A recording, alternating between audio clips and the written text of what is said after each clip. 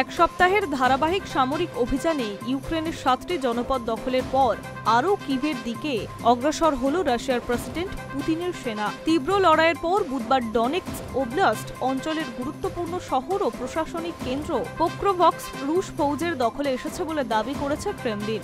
2022 সালের 24শে ফেব্রুয়ারি ইউক্রেনের বিরুদ্ধে সামরিক অভিযানের ঘোষণা করেছিলেন পুতিন।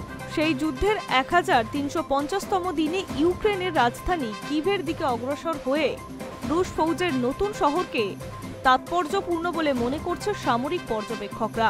বস্তুত কিভের লজিস্টিক হাব পরিচিত পোক্রোভস্ক ইউক্রেন সেনার প্রতিরক্ষা ব্যবহৃত অন্যতম প্রাণকেন্দ্র ছিল।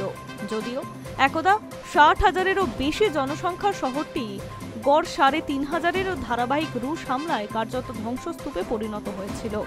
রুশ প্রতিরক্ষা দফতর শনিবার জানিয়েছিল, গত 25 থেকে 31শে অক্টোবরের লড়াইয়ে খার্কিভ, জাপোরিয়া এবং নেট্রোপেট্রোভস্ক অঞ্চলের ওই জনপদগুলি মুক্ত করা হয়েছে।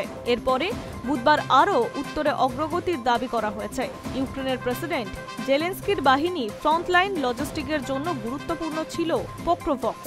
এর ফলে পুরো দমে শীতের তুষারপাত শুরুর আগে অস্ত্র, সামরিক সরঞ্জাম এবং রসদ সরবরাহে অসুবিধায় পড়তে হবে তাদের। উত্তরের পাশাপাশি রাতে দক্ষিণের ইউক্রেন বন্দর শহরে ওডেসাতেও হামলা চালিয়েছে মস্কো। জেলেনস্কি সরকারের অভিযোগ, রুশ ড্রোনের নিশানায় ছিল বন্দর এবং অসামরিক জ্বালানি সরবরাহ কেন্দ্র।